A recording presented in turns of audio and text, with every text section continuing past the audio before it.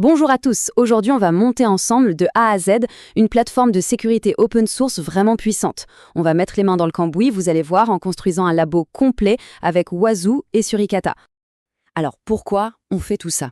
C'est assez simple en fait. Le truc, c'est que les défenses de base, le pare-feu en bordure de réseau, ça ne suffit plus du tout. Les menaces sont devenues bien trop complexes. Ce dont on a besoin, c'est de voir tout ce qui se passe, partout, de comprendre comment les événements sont liés entre eux et surtout de pouvoir réagir très très vite. Ok, voilà notre plan pour aujourd'hui. D'abord, on construit le labo. Ensuite, on met en place nos défenses. Après, on passe à l'action. On simule une attaque bien réelle. On verra comment automatiser la contre-attaque, comment transformer toutes ces alertes en informations utiles. Et pour finir, on renforcera le tout pour l'avenir. Allez, c'est parti! Première étape, donc, la construction de notre cyberlaboratoire. C'est notre terrain de jeu, notre champ de bataille virtuel si on veut. Alors voilà nos participants. On a tout ce petit monde sur un réseau isolé, bien sûr, pour ne rien casser. On a notre serveur Wazoo, c'est lui le cerveau de l'opération. Ensuite, une machine Linux qui va jouer la victime. Elle héberge Suricata et une appli web bien vulnérable. On a aussi une victime Windows, un poste de travail classique. Et enfin, la star du jour côté attaque, notre machine Kali Linux.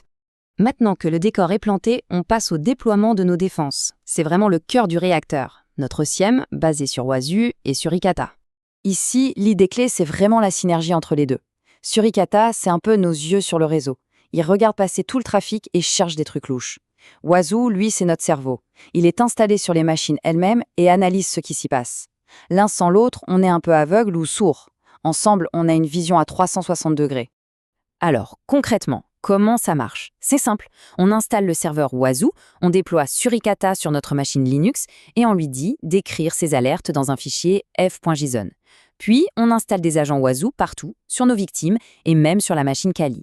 L'agent sur la machine Linux est configuré pour lire les alertes de Suricata et à la fin, on vérifie dans le tableau de bord Wazoo que tout le monde communique bien.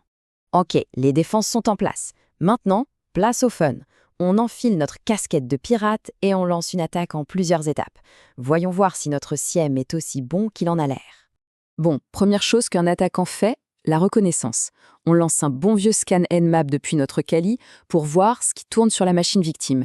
Quels ports sont ouverts, quels services, bref, on fait un état des lieux. Et là, bim! Instantanément, Suricata lève la main. Il voit passer le scan Nmap et il n'aime pas ça du tout. Il envoie une alerte à Wazoo, qui la reçoit, l'analyse et la classe tout de suite dans la bonne catégorie du framework MITRE ATTE-CK, la technique TMI 15155, phase de reconnaissance. Première détection, c'est un succès. Ok, la reconnaissance est faite. L'attaquant voit un port SSH ouvert.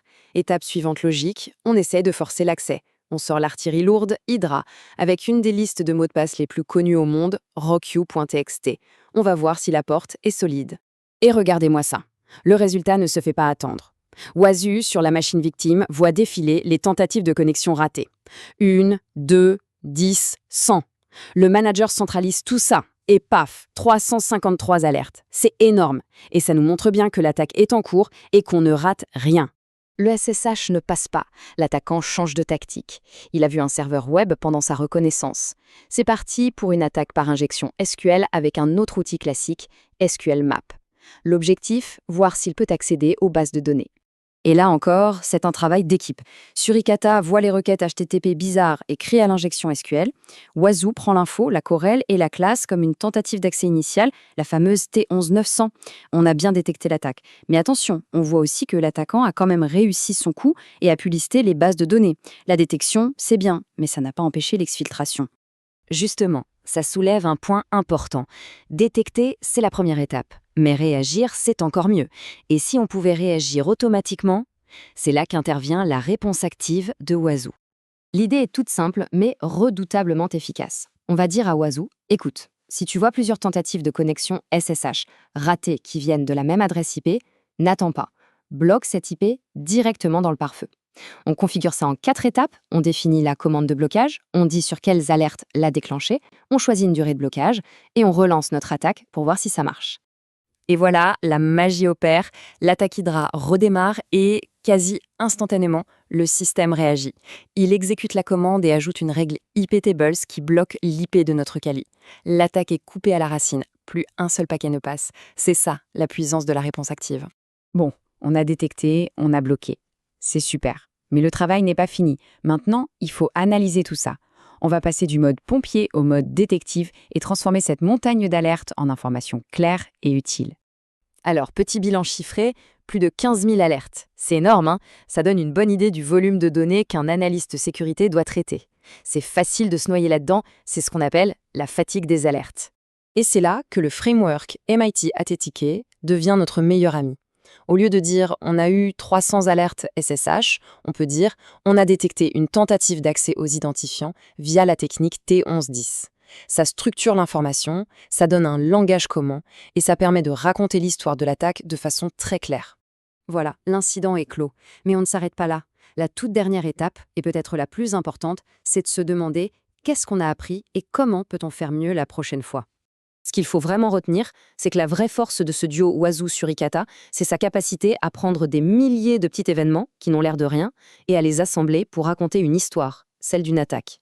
Pour la suite, on va chercher à affiner les règles pour avoir moins de bruit, intégrer des listes d'IP malveillantes connues et pourquoi pas créer des scénarios de réponse automatique encore plus complexes.